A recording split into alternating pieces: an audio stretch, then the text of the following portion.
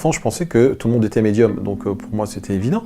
Mais j'avais bien remarqué que j'avais des facultés de percevoir les personnalités des gens, ou alors si elles allaient décéder, c'était souvent ça.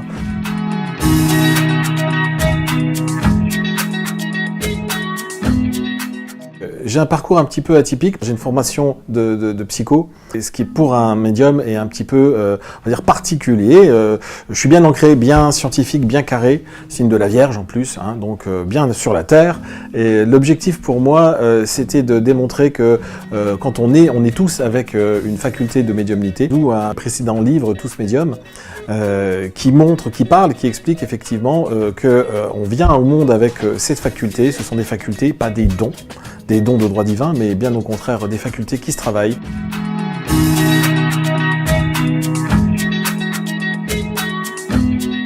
Quand j'ai repris à 40 ans mes études de psycho, ça m'a permis de vraiment valider ces hypothèses en parlant de grilles de lecture psychique, en parlant de dictionnaire des rêves, etc., des symboles, des archétypes qui nous habitent tous. Et donc j'ai travaillé de plus en plus en proposant des séminaires dans la France, pour développer l'intuition et la médiumnité en 2-3 jours.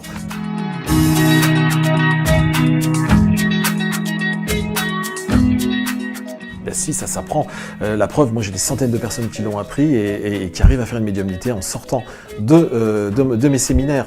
Elles y arrivent, pourquoi? Parce qu'elles sont dans le cœur, elles écoutent tous mes conseils, elles sont très surprises d'y arriver toutes, et c'est du 100% à chaque fois.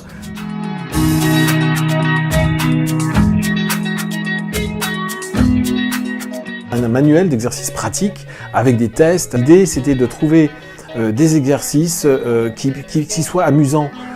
Par exemple, comment redevenir un enfant pendant toute une journée.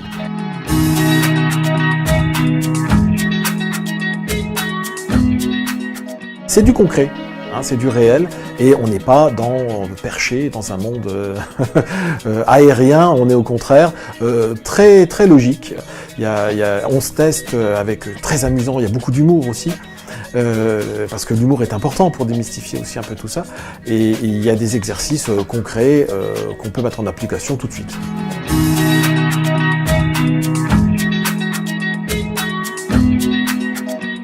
Quand on est très cartésien, très rationnel, on a besoin de tangibilité, de vérifier très rapidement les choses.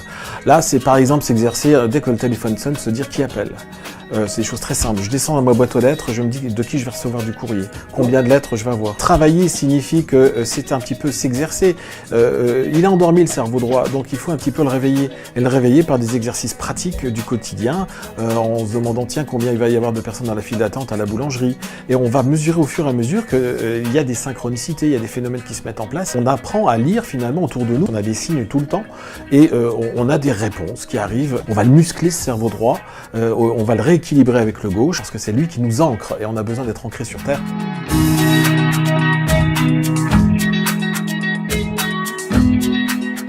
On ne peut pas être médium si on n'a pas déjà de l'humilité, ça c'est la première base. Il faut avoir du cœur, il faut avoir de l'empathie, et il faut surtout pas avoir un gros ego.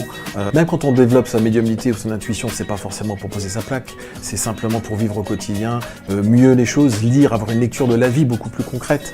Hein, c'est pour ça que j'ai fait ce livre en fait.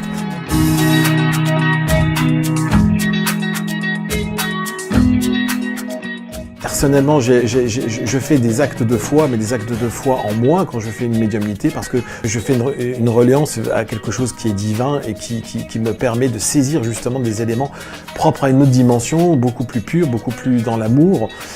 C'est une connexion qui nous permet justement de renaître et de ressentir en soi comme je l'appelle dans mon second livre, la connaissance, cette connexion à cette essence, la connexion à la connaissance.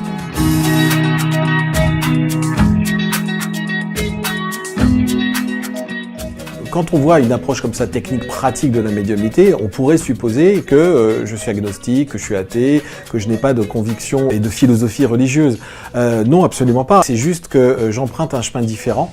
J'ai besoin de passer d'abord par le concret pour bien sentir en moi justement cette essence de vie, cette connexion. Et on a besoin, je crois, au quotidien de ressentir en soi l'aspect divin, l'unité, l'un. Et c'est à travers les fleurs, c'est à travers le sourire d'un enfant, la caresse sur un chat, mais on reste toujours bien sûr complètement centré sur l'importance de ce qu'est la vie de l'autre côté, de cet amour, l'amour qu'on peut ressentir.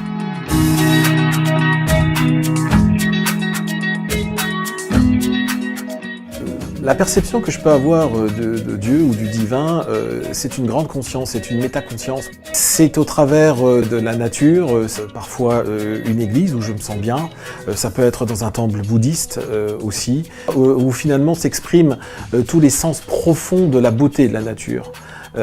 Ou alors tous les sens sacrés du silence, tous les endroits où on ressent des émotions intenses sur lesquelles peut-être on ne peut pas mettre de mots, mais qui font vraiment bouger le cœur, et toujours relié bien sûr à l'amour, au bien-être, à la spiritualité et à l'élévation de l'âme et des consciences. Voilà.